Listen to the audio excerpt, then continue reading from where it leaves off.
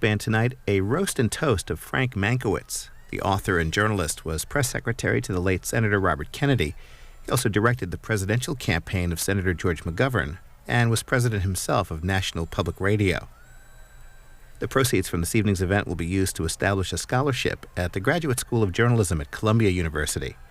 This is live coverage from the Capitol Hilton here in Washington.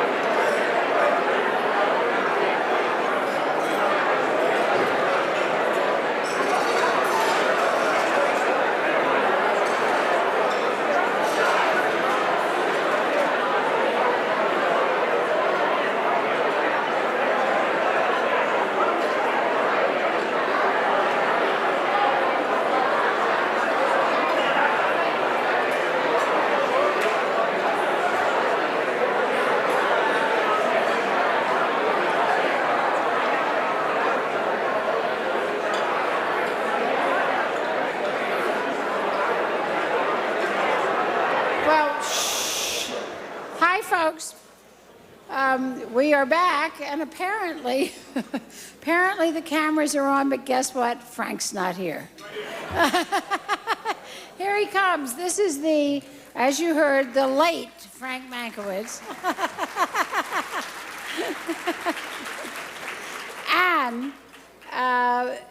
because he is so esteemed and honored, it is inappropriate for him to take the podium by himself, and Jean Reineke from Hill and Knowlton is going to come and escort Frank to his throne.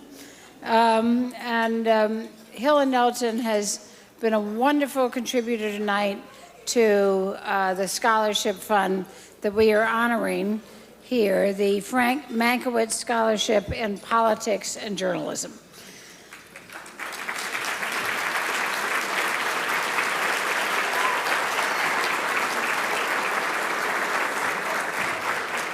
At the Columbia School of Journalism.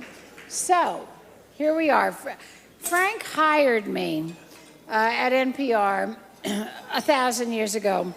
And he really had to work hard to hire me because there were those who thought it was inappropriate, for reasons unknown. But when he did hire me, he did say, there's only one thing. I don't think you should call yourself Cokie. And I said, it's my name. And he said, but don't you have some other name? And I said, yes, my name is Mary Martha Corrine Morrison Claiborne Boggs Roberts. I could say that and sign off, or I could do the spot. And he said, why don't you just go with Cokie? But we have had a long and loving relationship, and it is a true treat to be here tonight to introduce all of the people who are going to talk about Frank. Of course, there's no good material when you're talking about Frank Mankiewicz, but I'm sure that you've struggled. Senator Kennedy, for instance, has struggled to work on this material because where were you when Frank Mankiewicz came into your family? Senator Ted Kennedy will lead off our roast.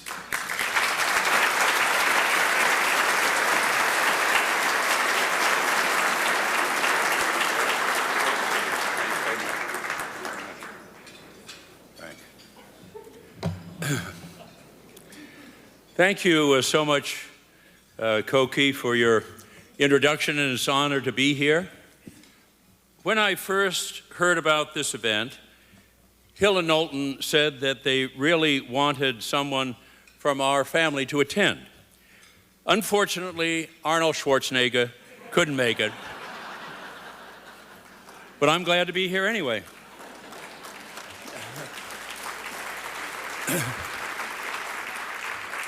It's a special privilege to be here with so many friends of Frank Mankiewicz, and of course, so many of Frank's friends over so many years, especially all of you from the hated media in the blue states. Frank comes from the kind of Hollywood background that upsets Republicans in red states the most these days, at least when they're not watching Desperate Housewives or reruns of Sex and the City. Blue, red, purple, whatever. Frank's always been amazingly successful throughout his long and brilliant career. He's kept right on going, always landing on his feet all through the Nixon years, Carter years, the Reagan years, 8 years under 2 George Bushes, still doing it in spite of all those links that make any person utterly radioactive in half of Washington and half the country these days, his Kennedy ties. The secret of Frank's success is actually very simple. Not even Karl Rove can spell his name. That's why a lot of us simply call him Frank the Mank. Frank's father and uncle started it all. Hollywood might never have happened without them. Frank's father wrote the script for Citizen Kane, and his uncle Joe was the creative genius behind All About Eve. From Citizen Kane, Frank learned that tabloid journalism, like the poor, if the GOP has its way, will always be with us.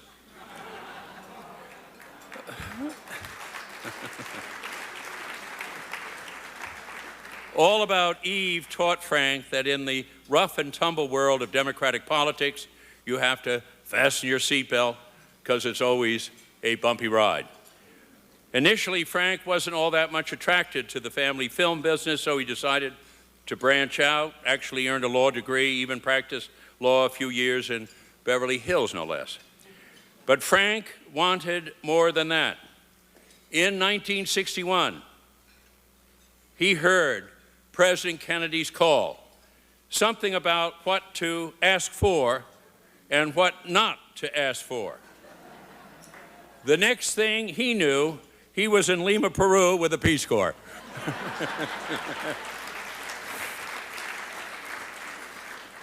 Frank loved it so much, he became fluent in Spanish. Lately, though, especially in the past 4 years, with all the goofy stuff about old Europe, Frank's had to keep one very dark secret. He also speaks French. He learned it from John Kerry. In 1966, after my brother Bobby had been elected to the Senate, Frank became his press secretary, and what a great 2 years they had together. I love to watch it, a marriage made in heaven.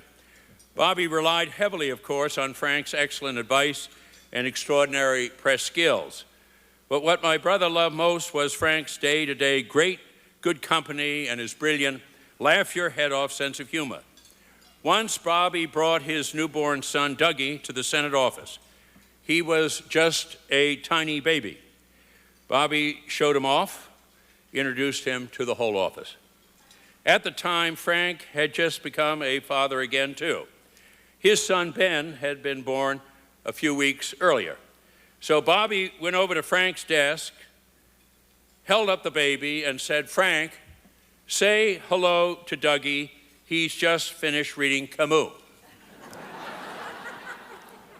Frank laughed, and without missing a beat, he said, "Senator, that's fabulous. You and Dougie have to meet Ben. He's just finished reading the complete works of Shakespeare." And he continued, "And next week, he's going to read it all again, right side up." After 1968, Frank spent 3 years as a syndicated columnist and TV news commentator.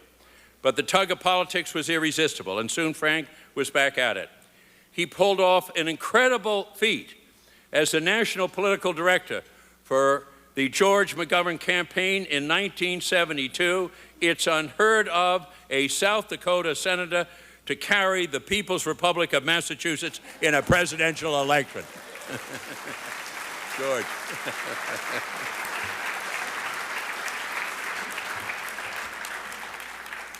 Later, for 6 great years, Frank was president of National Public Radio. He helped set NPR on its strong, successful course with the highest journalistic standards. Actually, he got it established just in time, right before Rush Limbaugh went on the air. I owe Frank a lot.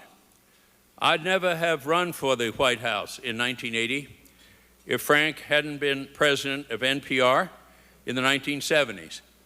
He kept needling me year after year. Ha ha, Ted. He loved to say, "I got to be president before you did." How could I possibly go wrong? With all of Frank's wise advice, great judgment, hands-on experience in politics, he kept saying, "You can do it, Ted. You can't miss. Piece of cake. Look at the polls. It's your year." So I took the plunge in 1980, and the rest is history.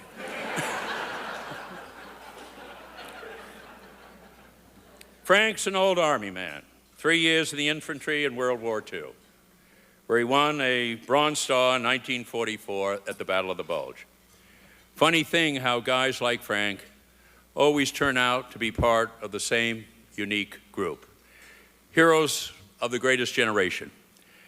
They all learned a big lesson. They're still trying to teach us that it's better to send in the Peace Corps than the Marine Corps. I'm sure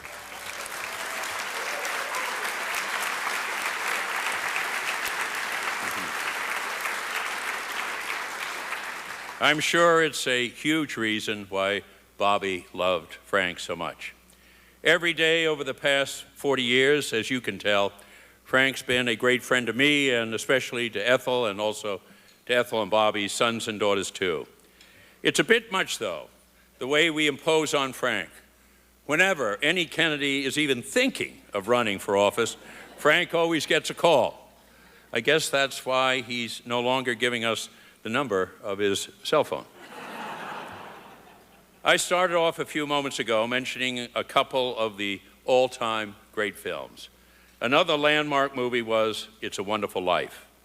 That sums up Frank Mankiewicz too, A Wonderful Life. I'm so grateful to him for so much for so long. He's always been there for us. We love him like a brother, and that's why we'll always be there for Frank as well. Thank you.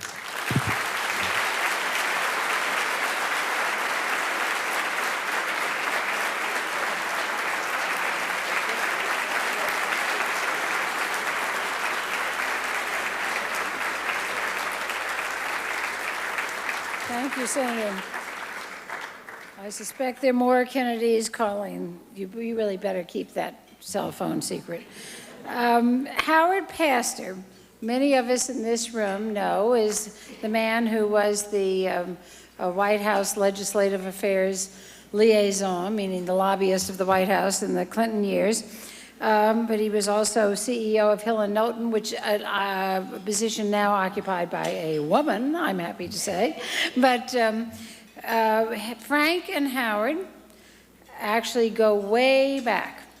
In 1970, they teamed together to defeat Clement Hainsworth for the Supreme Court. Some things don't change. Howard Pastor.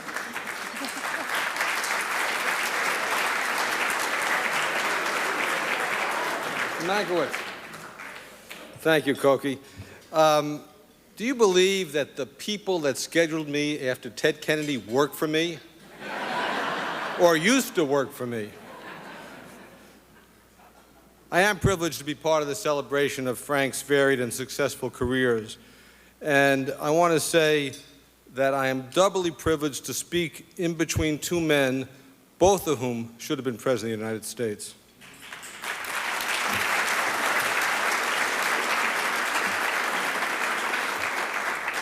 Recognizing Frank is easy for me. After all, we have a great deal in common. We are both alumni of the Columbia University Graduate School of Journalism. No, we were not classmates. We both take our interest in baseball very seriously. We are both unapologetic and unreconstructed New Deal Great Society Democrats, and we will be back.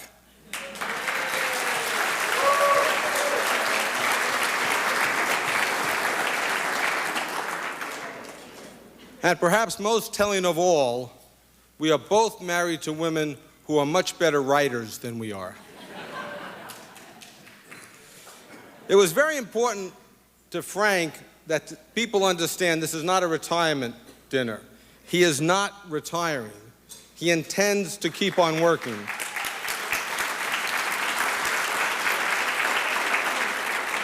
Indeed, Frank needs to keep on working. How else could he buy all those new designer clothes he wears? One of Frank's longtime friends is Bob Potofsky, who is here. Former chairman of the Federal Trade Commission, which, as many of you know, has among its responsibilities to deal with false and deceptive advertising. Well, I'll tell you what is false and deceptive advertising. I paid my money, and I came here tonight to meet Annette Bening. She is not here. I'm disappointed, defrauded, and I think we could sue. But Frank really does know movie stars. I remember well some years ago when Pat and Frank had us to a brunch at their home that Ben Kingsley and Sigourney Weaver were at. And I had this terrible dilemma during the course of the brunch. I could keep watching Sigourney Weaver, or I could keep watching my wife, Gail, who would have left that brunch with Ben Kingsley if only he had asked. And I can tell you, Miss Weaver was going nowhere with me. I mentioned that Frank and I share a love of baseball. And if you know about that, you know that Frank has an abiding interest in the St. Louis Cardinals. And you may also have noticed that this past year, the St. Louis Cardinals had a very good year. That is, until they ran into the Boston Red Sox. That is sort of like saying John Kerry had a good year till he ran into Ohio.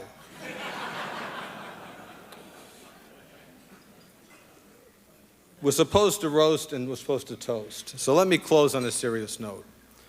I'm delighted that Frank Mankiewicz is my colleague and my friend, and has been for many years. By dint of his intellect, his energy, his passion, and his judgment, he has made indelible marks in his many different varied careers. But there is one quality that stands out above others, and which those of you who have not worked with Frank on a daily basis may not be aware of. Frank is a terrific mentor to young people. I reviewed the entire guest list for this evening's event, folks who wrote their own checks to be here, and I saw dozens of names of people who worked and learned with Frank and remain devoted to him to this day. Their presence here tonight is the greatest tribute of all. Thank you.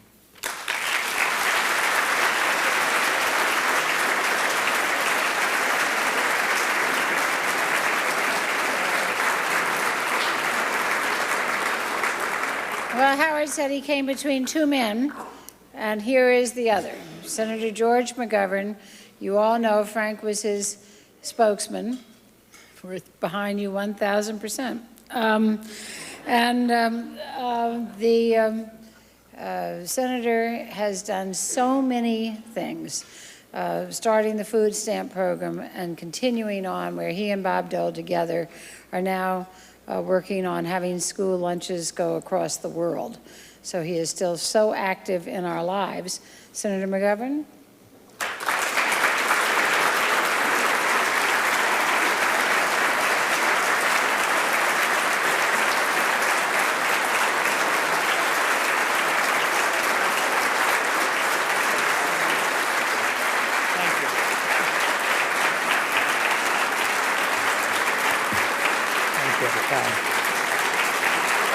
Thank you. Thank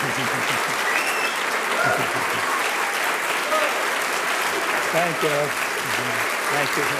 Thank you.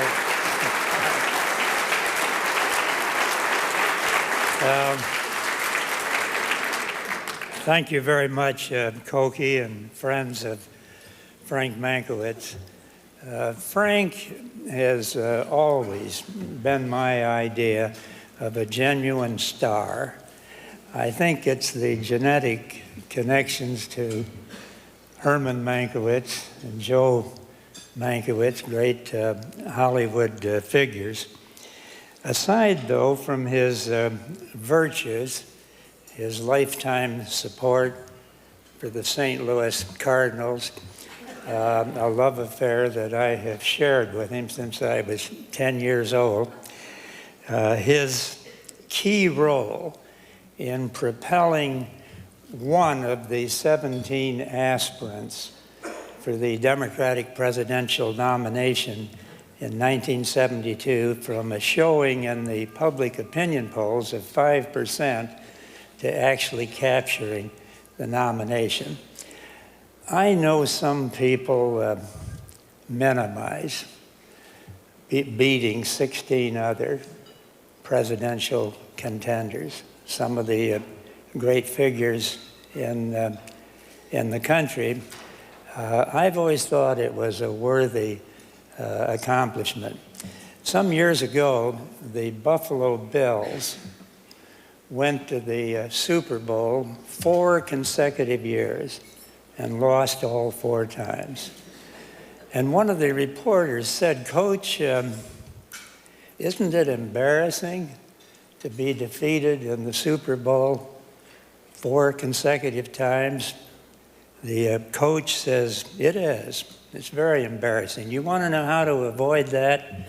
Just don't be good enough to get in the Super Bowl. And so I've always treasured that. A third thing about Frank is that he's just an all-around first-class human being. But whenever I think of him, what comes to my mind first is his fame as a master of the one-liner. I used to have a history professor at Northwestern University, Ray Allen Billington, a great authority on the movement of the American frontier. And his hobby was the limerick.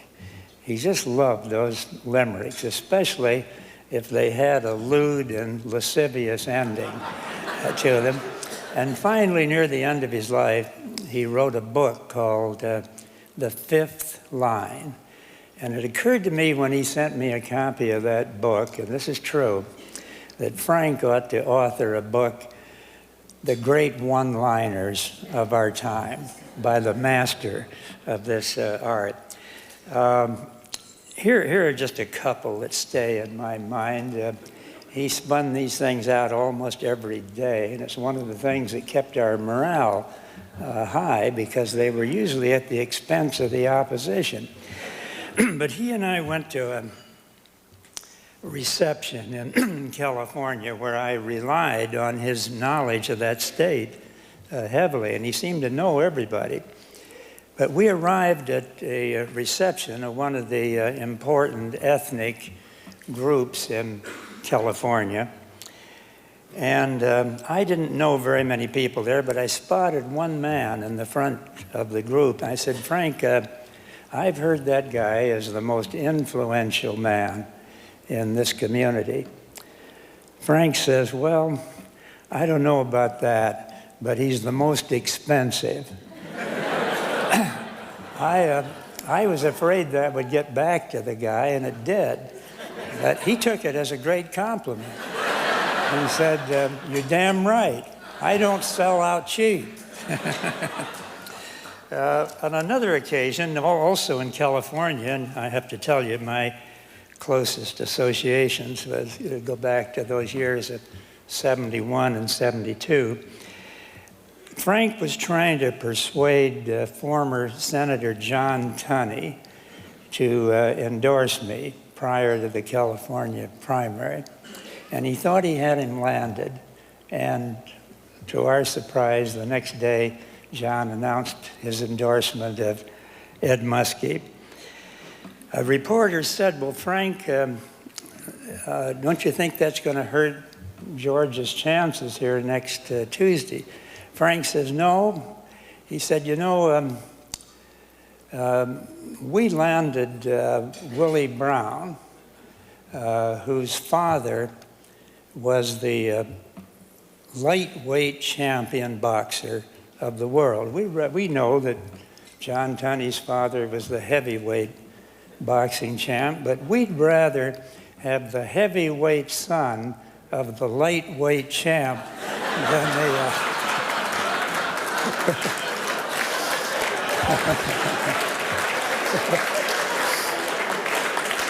Well, I guess I don't have to repeat that. Let me just, I should tell you, it had people laughing all over California. Literally, you'd walk down the street, some guy had come out of a bar and said, "Did you hear what that guy McGovern said about Tunney's endorsement here?" It nullified the benefits of that endorsement by Senator Tunney. But he's a guy with a good spirit, and he's laughed about it several times since then.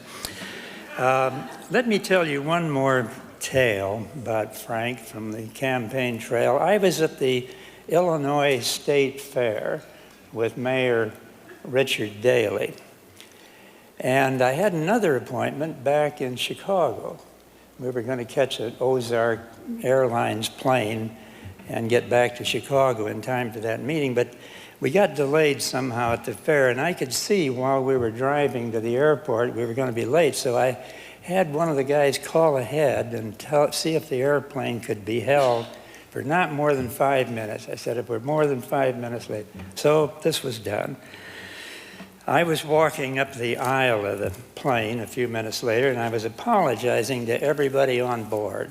I'm sorry we delayed your flight. And people were very nice. One guy said, this plane never gets off on time. And everybody was jovial about it, except one woman sitting right in the front row. And I could see her sitting there. It kind of reminded me of a wet hen. Her feathers flustered, and nonetheless, I boldly put a hand on her shoulder, and I said, I'm very sorry that we delayed your flight. She said, shut up and sit down. You politicians think you can do anything. Just you don't mind inconvenience. Anyway, I said, well, I am sorry that I delayed you. She said, would you sit down and be quiet? So as I sat down, I just lightly touched her shoulder, and I said, you know, over the last year, I've been in almost every state in this union, and you're the biggest horse's ass that I have seen anywhere in this country. And having said that and being somewhat sleepy, I sat down and fell asleep and got to Chicago. I was halfway through the meeting there, and a young man at the rear of the hotel ballroom was beckoning to me that there was a very urgent call from Frank Mankiewicz. I knew Frank wouldn't call me out of a meeting unless it was important, so I took the call, and he said, George, Mike Royko of the Chicago Sun-Times is on the phone, and he says that you call some woman a horse's ass. And he said, I told the guy, I know he didn't say that. George doesn't even talk that way around men. The woman had told Mike Royko that she didn't think any man who spoke like that to a woman was qualified to be president of the United States. Mike says, listen, Frank, this woman really is a horse's ass. And he said, I know you guys working for George, you're going to try to build him up in every way you can. I'm not going to believe you, but if you can get George on the phone and he tells you that he didn't say that, I won't go with the story. So Frank got me, and I said, well, I'm afraid, Frank, that Mike has got the story right. He says, oh, God, what'd you do that for? It's just a short time. We got several important primaries coming up here, and I just can't believe this. I said, well, nonetheless, it's true. Mike Royko wrote a wonderful story, just a great story. He started off by saying George McGovern is a longtime champion of women's rights. And he said, if women are going to count on him as their champion for equal rights with men, they have to adjust to the language of men at some point. Anyway, we survived that one. Now, just one final note. I think I'm probably going beyond my time. I was willing to tell you that story about ass and so on because Ben had already told us about penises and things, and I figured why not go over the whole anatomy here?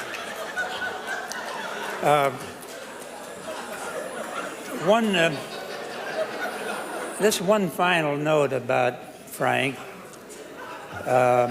One of the strange things that happened in that campaign of so many years ago is that some members of the press started to venture the opinion that I was just too nice a guy to be president of the United States. How could such a gentle and decent soul hold up in the rough and tumble of presidential politics? I mentioned this to Frank. I was kind of puzzled by it, and he said, well, why don't you tell them that you do have a few virtues but the list of sins is much longer. So I tried that, and the press said, well, what are some of those sins? I said, well, I'd refer you to Frank Mankiewicz, who's been compiling a list. So Frank said to them, well, what I told you is true. He does have a lot of sins, but that's classified information until after the Judgment Day.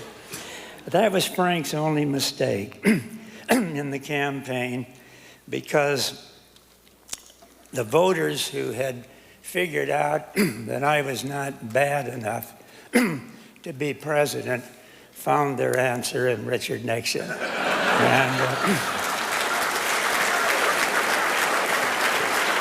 Anyway, God bless you, merry gentlemen, and God bless you, wonderful women, and God bless you, Frank, my dear friend.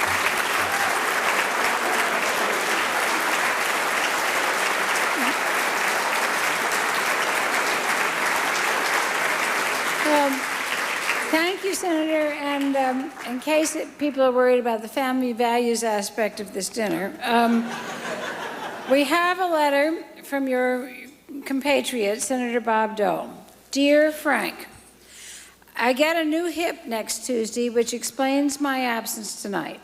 I could have had a lobotomy instead, but I remembered you telling me about yours.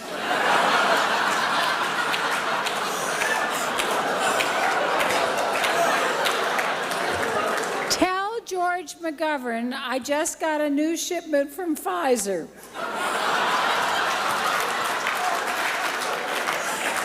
I'm blushing now. A year's supply for both of us, 1 pill each.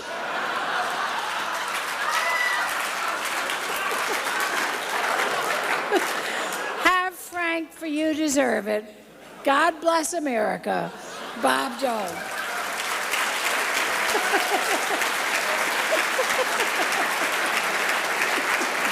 Well, Senator talked about women having to learn men's language. Actually, I think we probably always had heard it. But what Frank was so special about was learning women's language, and he loved it. I remember one day going out to lunch with all the ladies of NPR, Barbara Cochran, who's here, and Nina Totenberg and Linda Wertheimer, and Frank and I went to lunch together one day.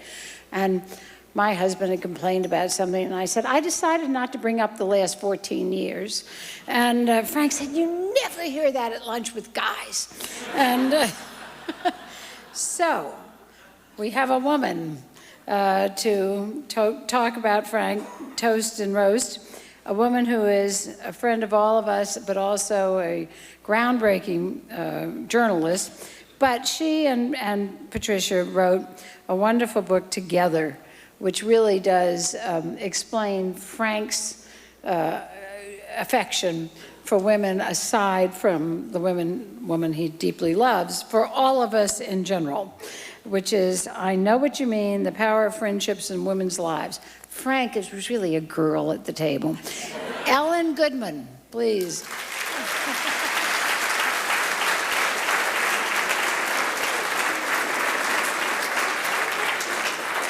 Frank, I'm actually here under false premises. I am actually a member of the bride's family. Everybody else who will be speaking to you tonight was actually chosen by Frank for friendship. I came with the dowry. He had no choice whatsoever, which may be why he has always referred to me as the boarder. So first of all, I want to thank Dan Hamilton for giving me this rare opportunity to roast Frank and ruin my friendship with Pat. I think nobody understands how hard it is for all of us who are up here toasting Frank, because you don't realize that the first thing that most of us do when we are asked to do these slightly vicious and pointed jokes for after-dinner roasts is to call Frank. In fact, if you think Bob Dole wrote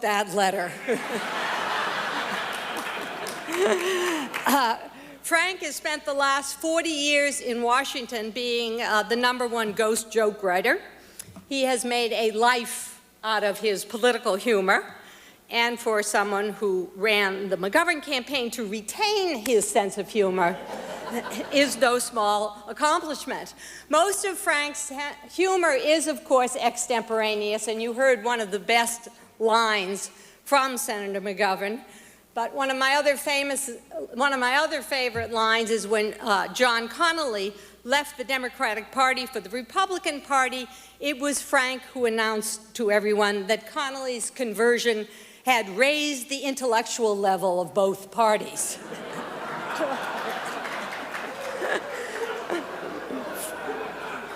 Frank is actually an entire blue map of his own. Frank has been a liberal since way before the days when we said, "Don't blame me, I'm from Massachusetts," and he is still a liberal this year when you can blame me because I'm from Massachusetts. Frank is also one of the few liberals in Washington these days who hasn't begun to describe himself as a progressive. I think that to Frank, a liberal who calls himself a progressive is like a Jew who calls himself a Unitarian.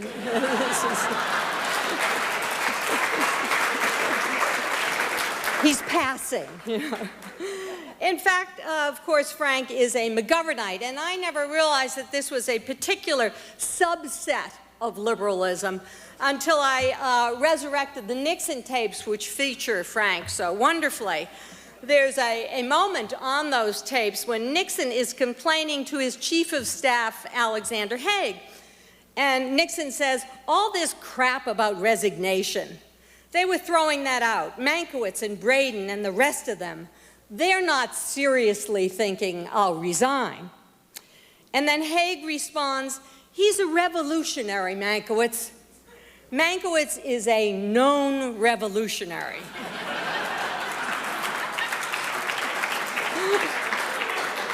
I love that phrase, a known revolutionary. I'm not sure exactly who he is known by, but there was this wonderful time when Frank went to Cuba to do a documentary on Fidel Castro, and Frank had put his last peso into this documentary. And when Fidel found out that Frank was going to go bankrupt if he didn't appear on it, Fidel Castro decided to be interviewed. Name one Republican who could transform Fidel Castro into a running dog of capitalism. Frank is not just part of the Hollywood-Washington conspiracy. He is the honored heir to the Hollywood-Washington conspiracy. First of all, of course, there was his father, and then, of course, there is his friendship with actors like Warren Beatty, who have made Frank into the male model of chicness that he is today. Am I right, Josh, wherever you are? Then, of course, there is his defense of Oliver Stone. Frank is the only man in America who thinks that Oliver Stone makes documentaries.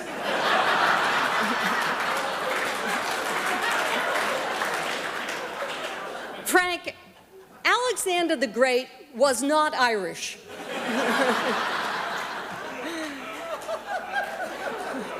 Now, many of you know that Frank lives in his own time zone. I certainly do.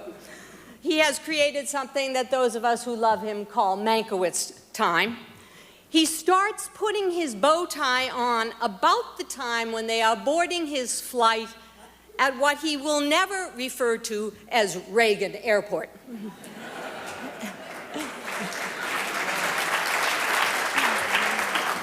He is the only person who takes Homeland Security showdowns as a personal affront to his own biorhythms. But I remind you that I am a member of the bride's family. Our friendship was cemented when Frank was pursuing Pat, to make it clear. She'd left Washington to work as a press secretary for Mike Dukakis, and I would get these cheery, slightly anxious calls from Frank, trying desperately to track her down. And he used to call me from Washington grumbling, "She's a hard dog to keep on the porch." Finally, however, they began their wonderful midlife marriage, and I got a call from Pat telling me that one of the real benefits of her marriage was that she was married to this fabulous cook. Now, as they say in Columbia Journalism School, check the source.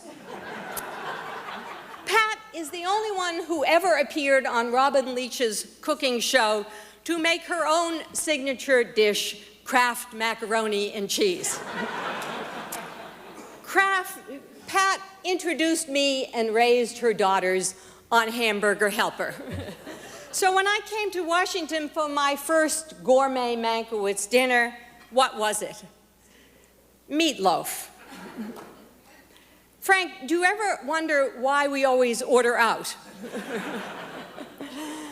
As the designated boarder, however, I have access to Frank's library, and I do mean library.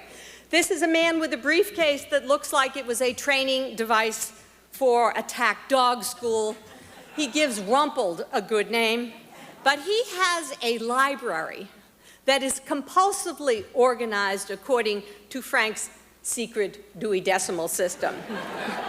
He is also this amazing wordsmith, as all of you know. His love of language is really delicious. You all know that he speaks Spanish and French, although few of you have ever seen him trying to teach Pat Yiddish. But the language Frank doesn't speak is nature. Every summer, Frank and Pat come to our island in Maine, and I can testify that Frank's idea of a weekend immersed in the glories of nature is reading the New York Times on the porch. His idea of an absorbing little creature is the agate type of the sports page, and his idea of bird watching involves a satellite dish and the Cardinals. But as a wordsmith, Frank personally invented two words. The first is clong, which he defines this way. It's what you suffer as a lawyer when you say to your secretary, "When is the last day to file the Smith matter?" And she looks up at you and she says, "Yesterday." Laurel, you know what I mean. His other word is retronym. A retronym is a word that's been modified because of technology. For example, he says, we now have something called natural turf. This is what used to be grass before we invented AstroTurf. We also have real cream, live drama, and my favorite retronym, print journalism. You may not know that Frank and his brother also began a file years ago entitled, "That's Just the Name of It." This began when the two of them went to a ball game, and outside there was a stand selling hot meat pies, only the pies were cold. And when they pointed to the sign and asked the vendor why the pies weren't hot, the salesman said simply, "Oh, hot meat pies, that's just the name of it." Now, over the years, many people besides me have been contributing to this very important piece of social research. There's the restaurant that offered fresh fruit salad from a can. There's the 1-hour cleaner that takes 2 days. And now the Bush administration has provided an extraordinary number of entries into Frank's list. We have added the Clear Skies Act, the Compassionate Conservative, the Patriot Act, the Healthy Forests Initiative, but the Swift Boat Veterans for Truth has made us realize that it is time to retire the list.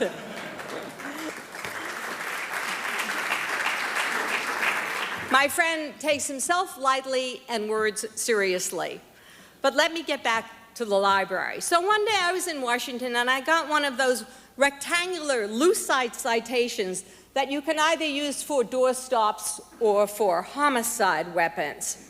So I was staying at Pat and Frank's, so of course I figured I could just slip this piece of lucite into the bookshelves on my way out and escape without it. And Frank, of course, found it. He found it somewhere between a Bobby Kennedy biography and a treatise on Citizen Kane. And the next time I was in D.C., he slipped it back into my suitcase. So the next time he was at my house, I slipped it back into his suitcase. And then he slipped it back, and I slipped it into his shower at one point. And this went on for 2 years, until finally I had an award made and inscribed it for his birthday.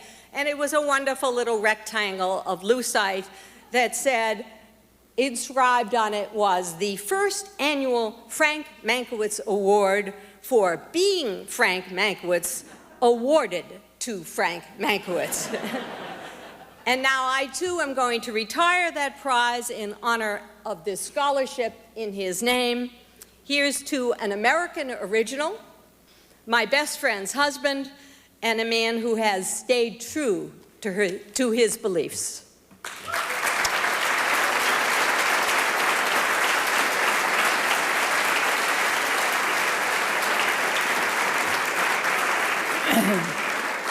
Ellen's talk made me remember that one of the moments when Frank and I bonded was when I said, outdoors is not what it's cracked up to be. But the notion of Frank as a known revolutionary is a quite wonderful one. I mean, there's George Washington, there's Benjamin Franklin, there's John Adams, and there's Frank. Those are the known revolutionaries. And he colluded with many others over the years. And you know the next one as the National Security Advisor in the Clinton administration, but he and Frank go back to the McGovern campaign. Sandy Berger, please join us.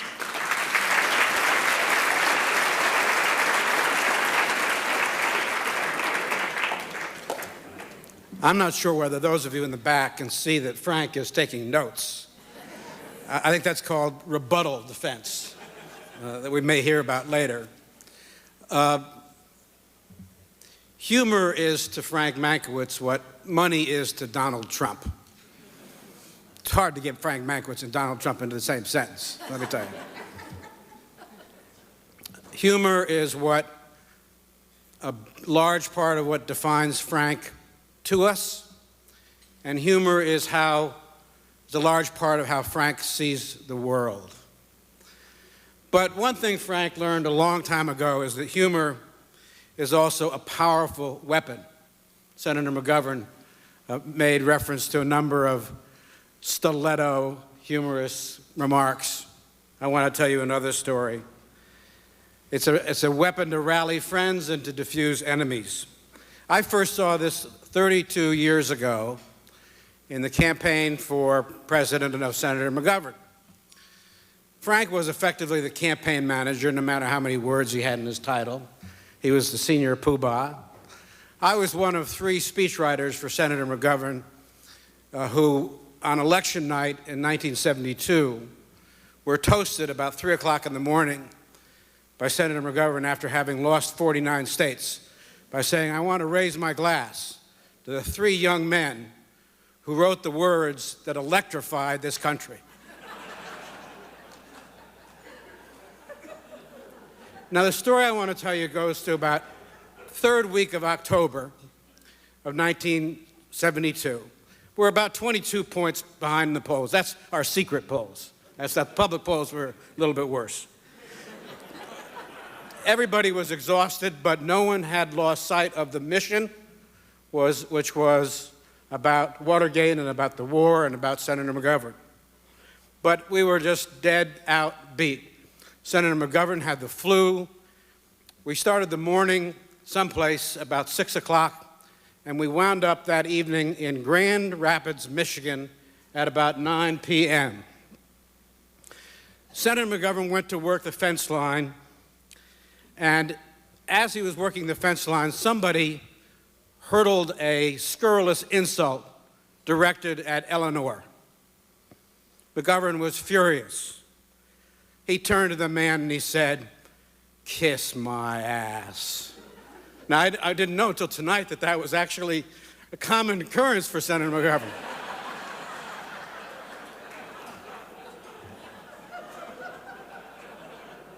It was not humorous to the man who heard it, but it was very, very significant to the pool reporter who happened to be standing next to Senator McGovern and who immediately went to write a breathless pool report, which immediately went to the wires and was blasted across the country. Well, we got in the motorcade and we drove to the Mr. President's Motel, one of the many luxurious places we stayed. The Mr. President's Motel in Grand Rapids, Michigan, the rooms are named for different presidents. There's the Franklin Pierce room and the Benjamin Harrison room. And by the time I got there, there were a number of hysterical phone messages for me. I called back Eli Siegel, my friend, and the deputy campaign manager. He said, the phones are ringing off the hook. I just got off the phone with Miles Rubin. Miles was our principal and most valuable fundraiser. Miles said, the money's going to dry up. This is a disaster.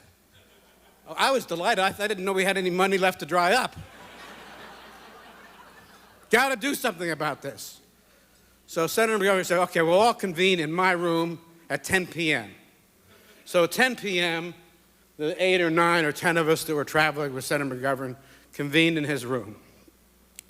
And we engaged in a debate that only those of you who have been involved in political campaigns can even envision: how to deal with the kiss my ass crisis. There emerged about 3 schools of thought. There was the no comment school of thought, which, as I recall, was led by Eleanor, who, as is the case, I think, with most spouses of presidential candidates, by the 3rd week of October, wanted to tell the whole press to kiss her, whatever. There was the let's just explain it school of thought. You know, he was tired, it's been a long day, had the flu, no big deal. And then there was a very, very strong apologize constituency in the room, that Senator McGovern should go out the next day and say to the American people, I deeply apologize for my offensive rhetoric. I regret it deeply. I will never again do this horrible thing. We actually debated this for about an hour. After about an hour, Frank said, there's only one way to deal with this: humor. Now that sounded like the first sensible idea that any of us had heard in an hour. So then we had another hour to debate what the humorous line was going to be. And I won't go through all of I will just offer my line, which was rejected, but I thought was quite good, which was to say that Senator McGovern was simply following the biblical admonition to turn the other cheek. But that was thought to be probably offensive to the Bible Belt. After about another hour of this debate, Frank stood up and said, let's break this up. We're not getting anywhere. I'll take care of this in the morning with the press. We all went to our Franklin Pierce room. Now, it turns out, actually, that there were more than 36 rooms in the Mr. President Motel. There have been 36 prior presidents. And so I was in the Robert F. Kennedy room. There were other rooms named after famous people. 7 o'clock in the morning, we came down and we arranged for the press to meet with Frank at breakfast. Frank sat down and, just kind of basically played with him for a little while. Took his time, drank a cup of coffee, asked for some orange juice. Meanwhile, all these reporters are poised there with their pen. And Frank said, boy, I had a really miserable night last night. He said, they put me in the Helen Keller room. He said, the lights didn't work. I couldn't find my bed for an hour. Well, of course, at that point, I think we had to press half the way there. But the reporter dutifully said, well, Mr. Mankiewicz, what do you have to say about the kiss my ass crisis? And Frank calmly said, well, Senator McGovern is the Democratic nominee for president. What did you expect him to say? Kiss my elephant?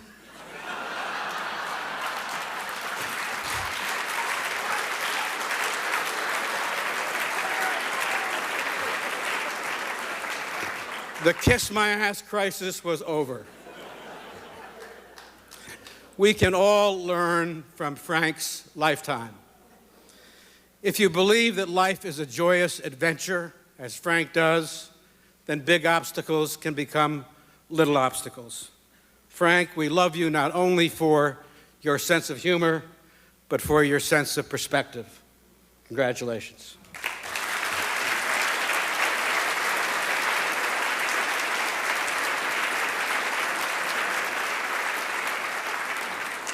What I love about that story is that Sandy remembers his line 32 years later.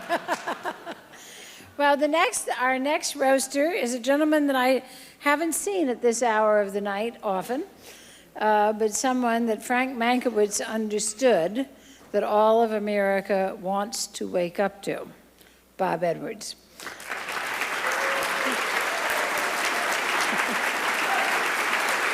My good friend.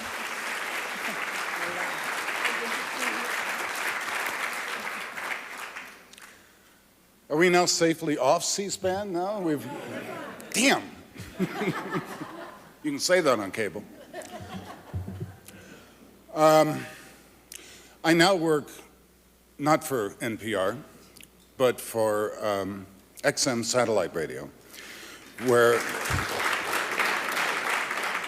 both of our listeners are here tonight.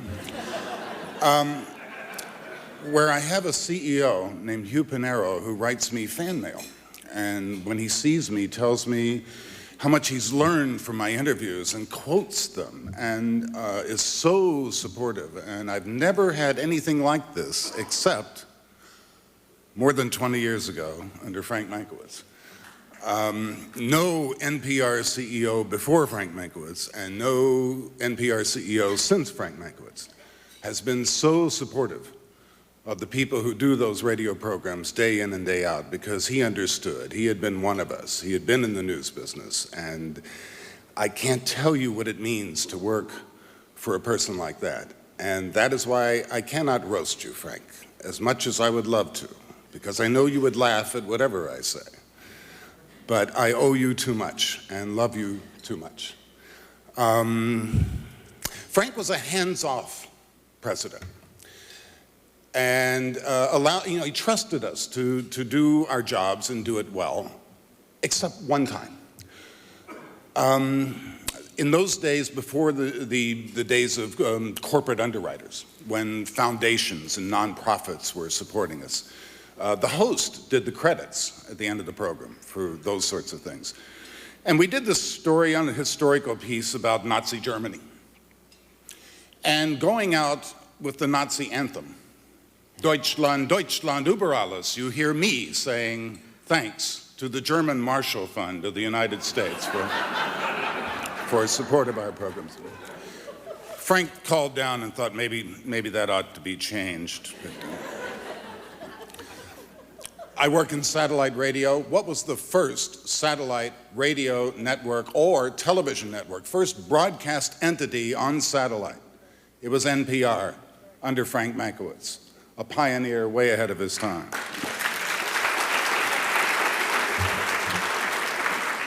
It was Frank who got the formula for funding public broadcasting correct. The way it used to work is the Corporation for Public Broadcasting would have this nut each year, this amount of money, and public television would say, oh, we need X. So CPB would give public television X, and if there was anything left over, a little smidgen, we'd get it in public radio. Frank went in and lobbied for a formula, 75% public television, 25% public radio, and they hate him today in public television because of that. And the other thing he got was forward funding for 2 years so that we could plan, we could make some plans, we could see what kind of money we were going to have. The whole thing was a mess before Frank. He did that, and so many things. It was Frank who put Morning Edition on the air. Morning Edition, we had no presence in Morning Drive. Public radio wasn't going anywhere until we got some sort of presence in Morning Drive. Today, it is the most listened to or the most popular program in all of morning broadcasting, television or radio. That's what it came to be. It started with that man. Even though he made me the anchor, it still happened. I don't know how. He put Weekend Edition on the air. He put other programs that are still on the air. It was Frank and only Frank who knew that you promote the network by promoting the on-air personalities. He always pushed us out front. That's how I ended up in Time, Newsweek, and this unknown person, front page of the Wall Street Journal. He did that. He did that, the champion schmoozer. He said, Cokie, you're out there. That's how Cokie became Cokie. And we would be at functions, and he would say, oh, Ambassador, come meet Linda Wertheimer, who had that wonderful report this week on, the budget story. That's, to work for a guy like that, gosh. All of those practices and milestones are what truly established NPR as a force in broadcasting. And if you value public radio in your life at all, he's the guy who made it. Frank always thought outside the box. NPR dumped him because he also thought outside the budget. But I'm glad that they forced him into the world of public relations, where he could make the first real money of his life and do so well at representing clients like the government of Turkey and the Teamsters. And he's doing so well for them. Turkey can't get into NATO, and the Teamsters finally supported a Democrat this year, and you see what happened. So Frank, keep up the good work. We love you.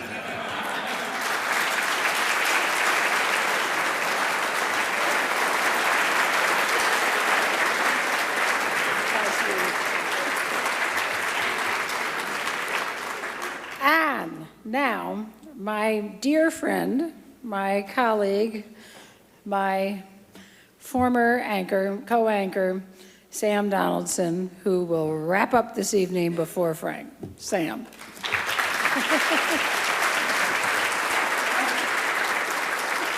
He has a book. Oh, dear. The Cookster. Together again. Love it. I'm delighted to be here, Frank, and I'm delighted that I'm the wrap-up guy. I'm come at the very end. Everybody's told my stories. I mean, I was going to tell the Dougie and Camus story. I spent all afternoon trying to learn how Camus pronounced his name. Well, that's that. Ted Kennedy got to that. I love baseball also, just like you. Howard, pastor, that's that. I mean, George McGovern. I love George McGovern. But, George, I was going to tell the horse's ass story. I mean, I thought it was appropriate for this crowd. And I remembered exactly what, it wasn't the old saying, the Lord must have loved horses' asses. He made so many of them. Wasn't that what he said? But enough of that. The late, great son of the great, late champ of the late, great, and I wasn't going to tell that story, George, but it's fine. When Ellen Goodman started, my mouth fell. I have it. I have it right here. I have the Nixon tapes. All this crap about resignation, they were throwing that out. They're not Mankiewicz and Brayton. My heart fell. That was part of it. But Ellen, you forgot the second part of that. Dan Shore would remember it. I have it here, so I'm going to reserve you to get there. Sandy Berger, kiss my tuckers, my ass. I was the pool reporter. Well, I wasn't really, but following the rather rule, I thought I could get away with it. I mean, someone would turn me in. That's a wonderful story, so I can't tell that story. And Bob Edwards, I was really touched when you said, you love Frank too much to roast him. I love you too, Frank. I don't love you that much, though. Therefore, I'm going to make an effort here. And even though the best stories are taken, remember what the great man told us yesterday, if I may paraphrase. We use the stories we have, not the stories we wish we'd have.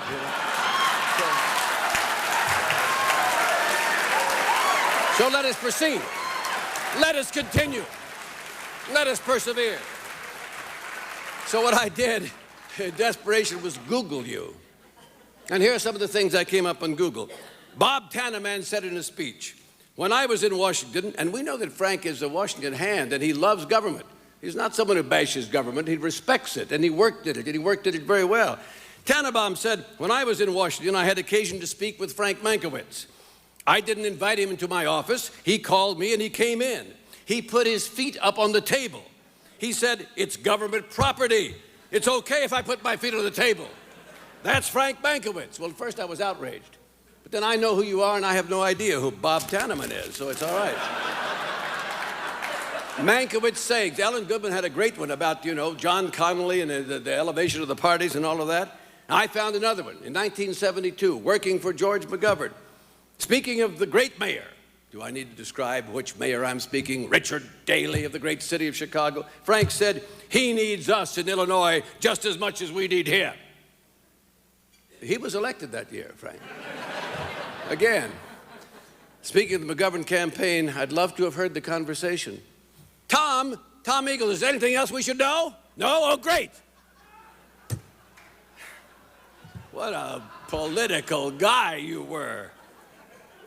Now, I looked for another, I went on the website, and there's a website there, go tonight if you have the chance, titled Another Place to Find CDs. And I thought, what's that coming up under the Mankiewicz name? I mean, he's selling CDs now? But it was another quote. Here's the quote from Frank Mankiewicz. In this world, some people are going to like me, and some are not. So I may as well be me. Then I know if someone likes me, they like me. I hope that's wrong. I hope you didn't say that. Because right after that on the website is a link to, I quote, generic Viagra, cheap generic Viagra. So if they like you, if the Bob Dole pill doesn't work, you're selling Viagra, huh? Now I come, Ellen, to the part you forgot. Again, on the Nixon tapes, Alexander Haig speaks. Henry, last night, was with these bastards, Mankiewicz and Braden and Symington. They have one intention, and that's to get the president. Nixon says, think they can do it? No, Haig replies, not at all. Nixon, do they think so? Haig, oh yeah, they think so. They did it. Hey, if you've got it, flaunt it. But let me just say something, and maybe you don't know this, maybe you do know this. Frank Mankiewicz has always disliked Richard Nixon. I have the book. I'm the only guy in Washington who ever bought the book. I mean, it's not a very good book, Frank, but it's perfectly clear. Nixon from Whittier to Watergate by Frank Mankiewicz.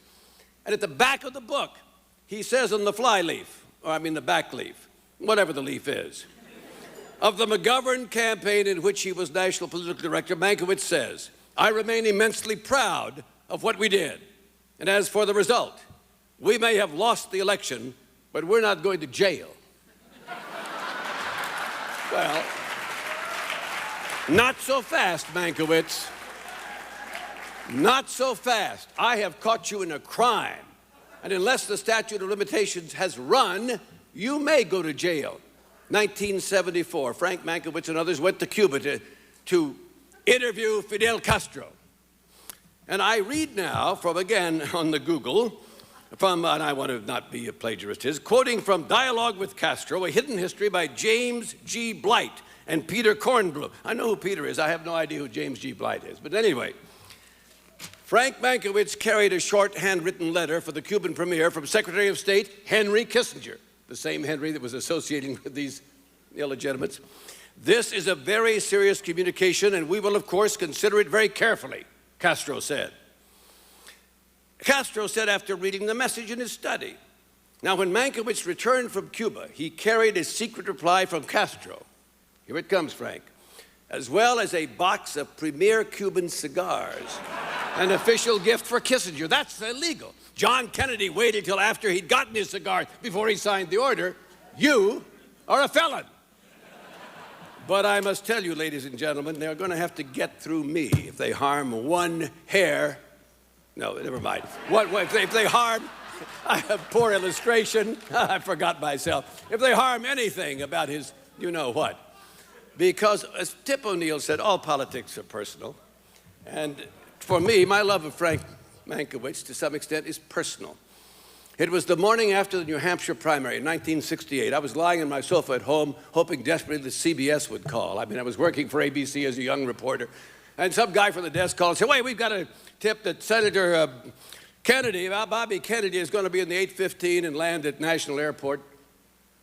Get out there. Well, I had no idea why, but you know, I'm a quick study, so I ran out there and we set up our camera, one camera. Today there would be 50, everybody would be live. Just Senator Kennedy got off the plane and somebody had coached me, you know, in the ear and out. I said, Senator Kennedy, in light of the result yesterday, would you be reconsidering your decision not to run for the president? Said yes. He said yes. As a matter of fact, I am going to reconsider. I'm going to now keep open my options. Well, that was big. I called it right in. I ran back to the office. Kennedy went back to the Senate. And we started putting it on the air. No one listened. They were all listening to CBS, but it doesn't matter. I mean, and Frank kept Senator Kennedy in the office until lunchtime so that I could continue to have my exclusive, whether anyone was listening or not. But you know, no one was listening, Frank, but the bosses were listening, and they were very impressed.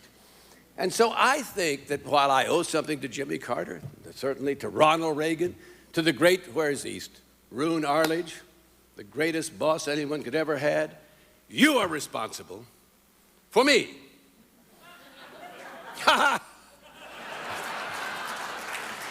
And therefore, Frank, I thank you. And I wish you and Pat long, wonderful life. You deserve it. And I thank you for the honor of being here this evening. Goodbye.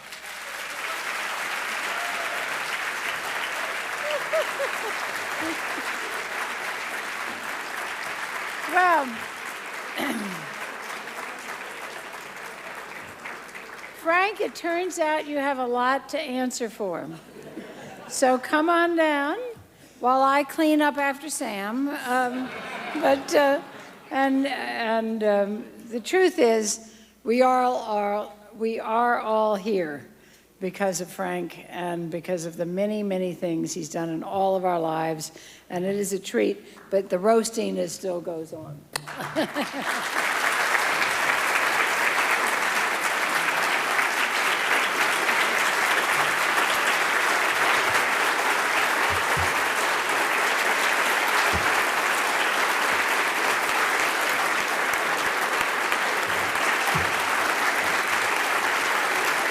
Okay.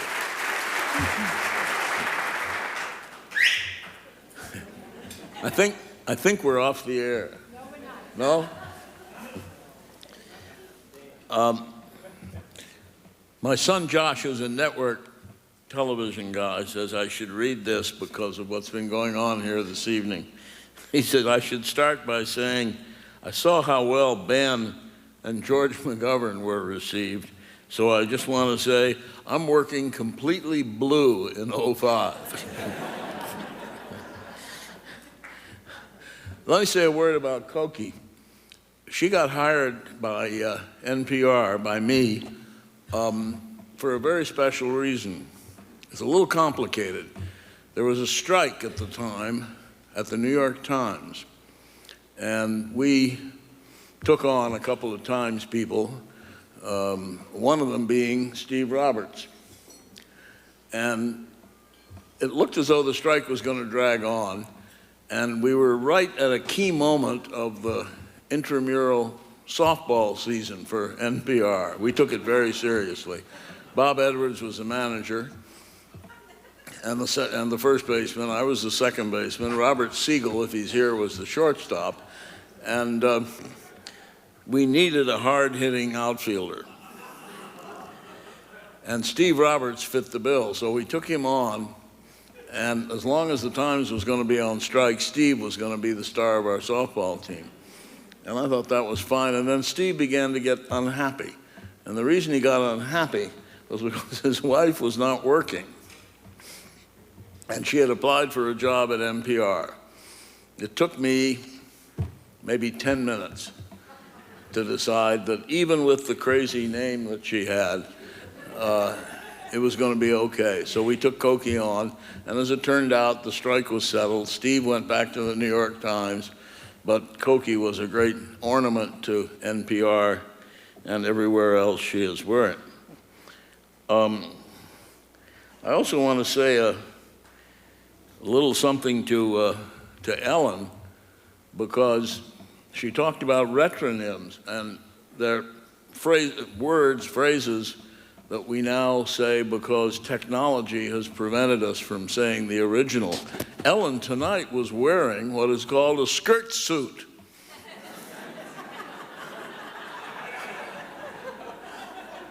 Perfect retronym. Used to be called a suit.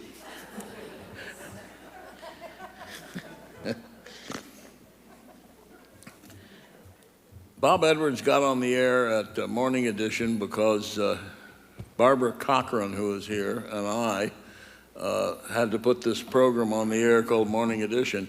I got the money for it because a wonderful man who was the head of the Corporation for Public Broadcasting named Henry Loomis called me up one day and he said, I have all this money that we've earned from interest, about $4, $5, $6 million, and I want to give it all to radio. What would you do with it if you had it? And I said, I'd start a morning news program. And Henry said, that's a splendid idea. You can have it. He says, but tell me, what will you do next year? How will you get the money from the board next year? And I said, Henry, blackmail. We'll just say to him, you want to be the guys who took Morning Edition off the air? And he said, that'll work. And so we now had the money, and we had to put a program on the air in about 6 months, I think. And we picked 2 wonderful anchors for the program. I will not tell you their names because they're still fairly prominent in local broadcasting. But we hired them. One of them, I think, worked for Dick Cheney in Wyoming. And we put them on the air, and we were able to run the program for 2 weeks for just the stations to listen to and see what they thought of it. And they hated it. I mean, hated.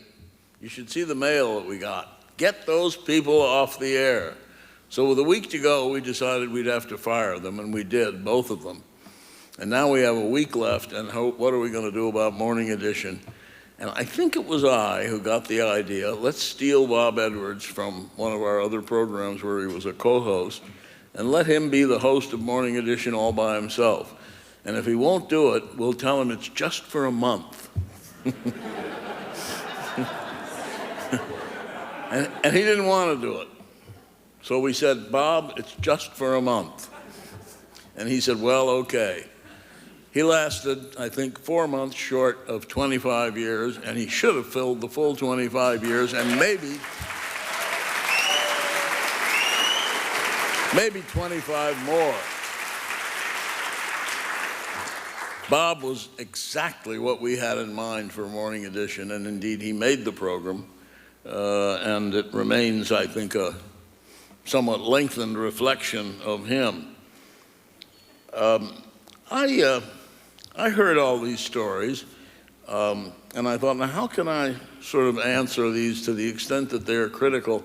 And then I remembered Bob Dole. Some of you are already starting to laugh. And I thought Bob Dole had a wonderful line when he was running for president. He ran in the New Hampshire primary, and he lost to George H.W. Bush. And after the primary was over, somebody said to him, have you got a message for Mr. Bush? And Bob Dole said, with characteristic candor, yeah, he said, tell him to stop lying about my record. Remember? I won't go that far. But it has been an interesting time. I remember an incident involving George McGovern that he does not, which is we were nearly killed one day in Vietnam. We were there just looking around, and some local fellow insinuated himself into our party as a sort of a man hostile to the government and who would take us to see some dissidents. We got to go to a church that night. So we went to the church. There were no dissidents there. But there were, strangely enough, a mob organized, I would guess, by the government, who began chanting and shouting and saying things against McGovern, because we could hear his name every once in a while. And then they started throwing things at the church, stones and things through the windows. And then they began throwing lighted tapers onto the roof, which was dangerous because it was made of straw. And I was thinking, well, this is a hell of a way to spend an October evening. And I looked at George McGovern, and he had taken off his shoe. And he had his shoe in his hand, and he said, if they come in here, he said, I'm going to hit them with this shoe.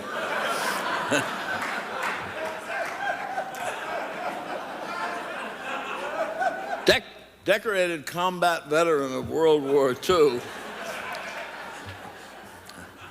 But the best he could do was that shoe. It was the closest he ever came, I think, to personal violence. Luckily, there was a phone that was working, and I called the embassy, and they said the ambassador was having dinner with some visiting person and couldn't come to the phone, although I explained the circumstances, which probably just reinforced his notion that he couldn't come to the phone. But then I called the New York Times, and I talked to a reporter I talked to the Marines at the embassy, and they didn't know how to get to where we were. This is a part of town they'd never been to. So I called the New York Times and found a reporter there, and he said, yeah, I know where you are, and I'll go get the Marines and bring them out there, which he did. And so in the middle of the rock throwing and the flames hitting the roof, and George McGovern holding that size 10 Johnson and Murphy, the Marines showed up in 2 Jeeps, and it was a glorious moment, and we were able to avoid an incident involving George McGovern and personal violence, which would, I think, have ended his career. So I found this a very enjoyable evening. I appreciate what Ted Kennedy had to say. I remember a moment in, no, it was 1972, when the Credentials Committee, which had been dominated by McGovern people, threw Richard Daley's delegation out of the convention. I thought very unwise. I didn't think we could carry Illinois if that were going to happen. Actually, as it turned out, we didn't carry Illinois anyway. But I talked to Dan Rostenkowski, and he said, well, let's set up a meeting, and you and the mayor, this was not the present Mayor Daley, but an earlier Mayor Daley, I said, let's the 2 of you talk and see if we can't settle this. So I thought, fine. Went to Dan's office. He let me in a side door. The mayor was there that day to testify, oddly, questionably enough, against gun control. And, I mean, for it, sorry. And so we began to talk. I said, can't we compromise this, Mr. Mayor? We had 2 leaders of the reform movement, Billy Singer and a guy named Jesse Jackson.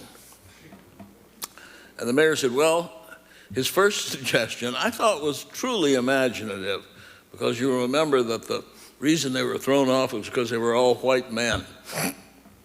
And the mayor said, we can solve this very easily. You won't believe this. He said, we'll kick off half the delegation and we'll appoint our maids. Now that's true political genius at work. He solved 2 problems at once. And I said, no, I don't think that's going to work. I said, why don't we split the delegation? So we decided to do that. He said, we'll have half of your delegates and half of ours. He said, but Jesse Jackson cannot be on the delegation. I said, I don't think that's going to work either. I said, I think he's been a very important leader of this delegation, and I think we've got to have him. So why don't, the mayor says, So why don't you make him a delegate from some other state? He says, make him from Wyoming or somewhere.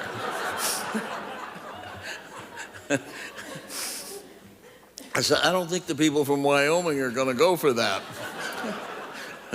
He said, well, we did it in 1932. We made Mayor Curley a delegate from Puerto Rico.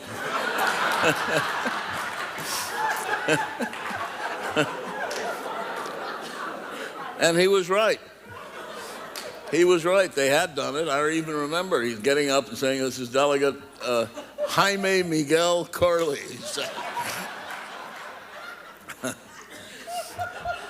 And I thought for one great moment, yeah, let's do it, huh? And I saw Jesse in a cowboy hat and a bolo tie, you know. Huh? Hi, folks, I'm from Cheyenne, you know. It all flashed before my eyes. But couldn't do it. We couldn't reach a compromise, and so the vote came up, and and his delegation lost. It was a terrible moment. I thought it would have been nice if we had worked something out. Maybe not the maids, but making Jesse a delegate from Wyoming. It was close. Anyway, this has been a splendid evening. I'm happy to see all of you here. I was really quite moved by what everybody had to say. Sandy, particularly Bob Edwards. Sandy had one thing he didn't tell you, which is that he came to the McGovern campaign having worked for a senator, some of you may remember, named Harold Hughes of Iowa. And Hughes finally, toward the end of his rather distinguished career, fell into disfavor because he would report on the Senate floor of conversations he had had with his brother. Which, all right, guys have perfect right to talk to their brothers. I do often. But Senator Hughes' brother had been dead for 5 years.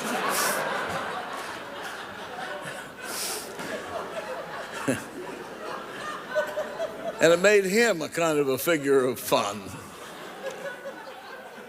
And he finally did himself in, and I think this is when Sandy left the Hughes organization, when he began to quote from conversations he had had, not just with his brother, but with trees.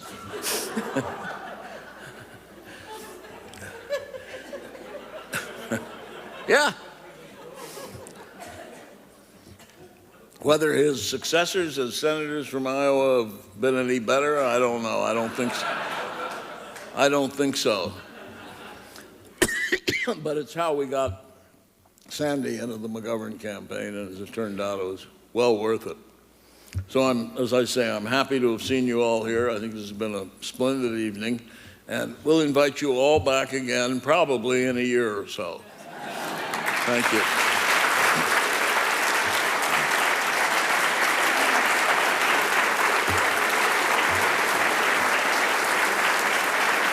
Are we still on the air? Yes, they were staying on the next. Hey.